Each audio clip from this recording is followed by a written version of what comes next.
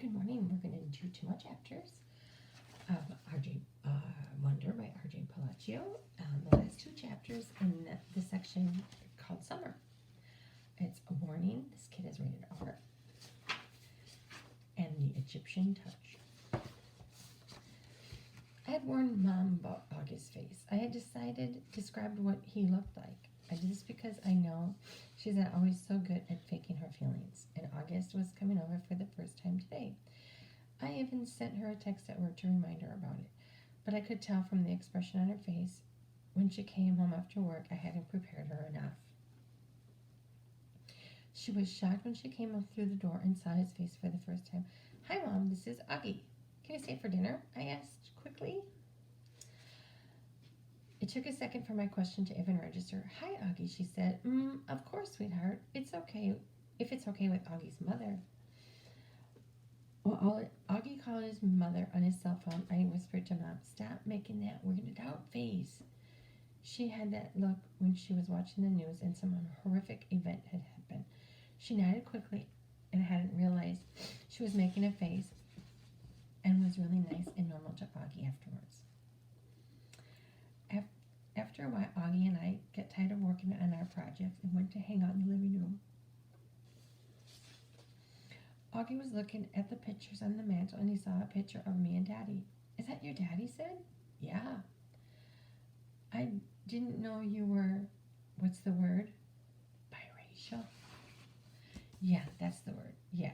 He looked at the picture again. "Are your parents divorced? I've never seen him at drop-off or anything." "Oh, no," I said. "He was a platoon sergeant. He died a few years ago." "Whoa, I didn't know that." "Yeah," I nodded, handing him a picture of my dad in his uniform. "Wow, look at those medals." "Yeah, he was pretty awesome." "Wow, Summer, I'm sorry." "Yeah, it sucks. I really miss him a lot." "Yay now." "Yeah, now," he nodded, handing me back the picture. "Have you ever known anyone who died?" I asked. "Just my grandmother, and I don't even remember her." "That's too bad," Augie nodded. "You ever wonder what happens to people when they die?" I asked. He shrugged. "Not really. I mean, I guess they go to heaven. That's where my grands went." "I think about it a lot," I said. "I think when people die, their souls go to heaven, but just for a little while. Like that's where they see their old friends and stuff and kind of catch up on old times.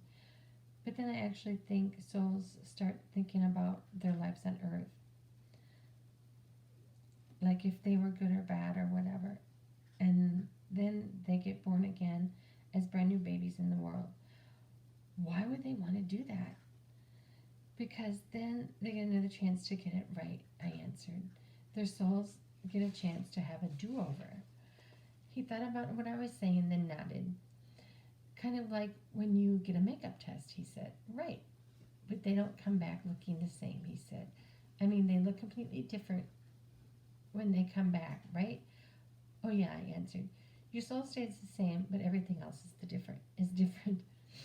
"I like that," he said, nodding a lot. "I really like that, Summer. That means in my next life I won't be stuck with this face."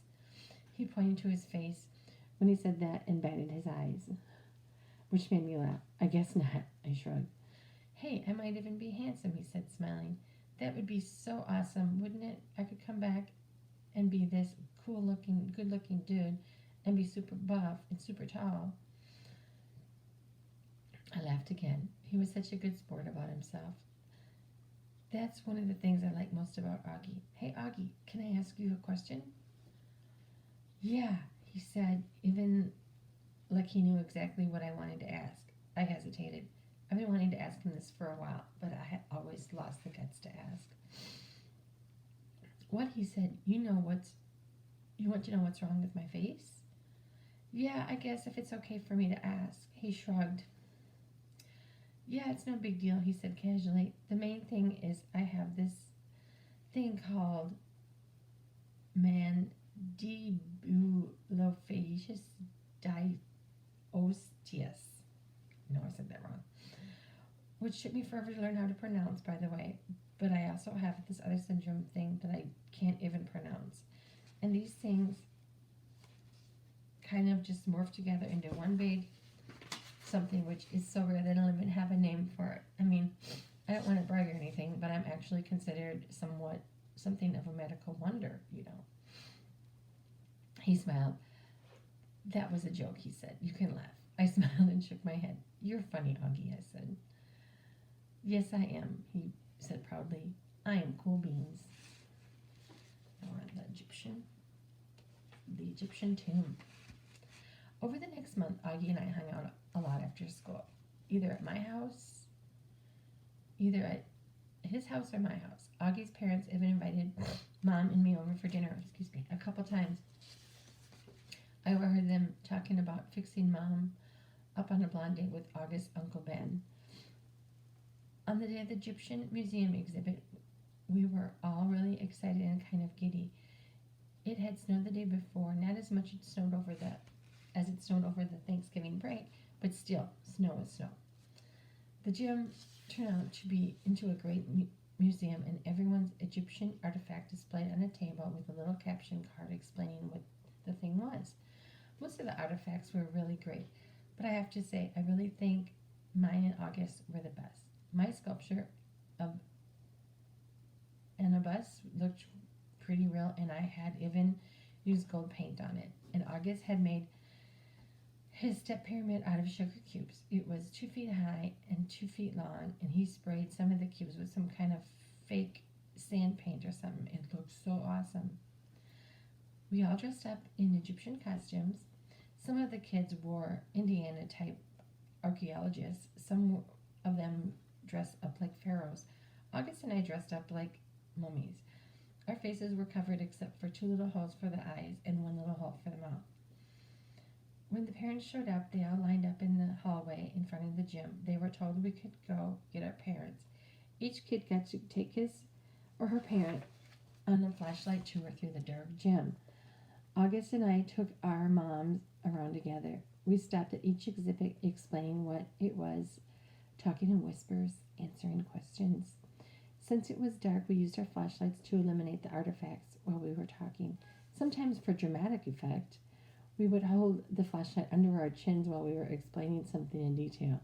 It was so much fun hearing all those whispers in the dark, seeing all the lights zigzag around the room. At one point, I went over to get a drink from the water fountain. I had to take the mummy wrap off my face.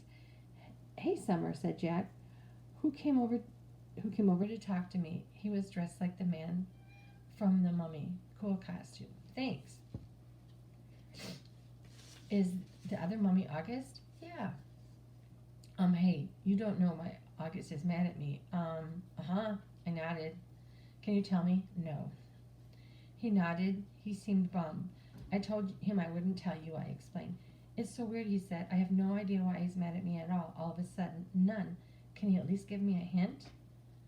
I looked over at where August was across the room talking to our moms. I wasn't about to break my solid oath that I wouldn't tell anyone what he overheard at Halloween, but I felt bad for Jeff. Bleeding scream, I whispered in his ear and then walked away.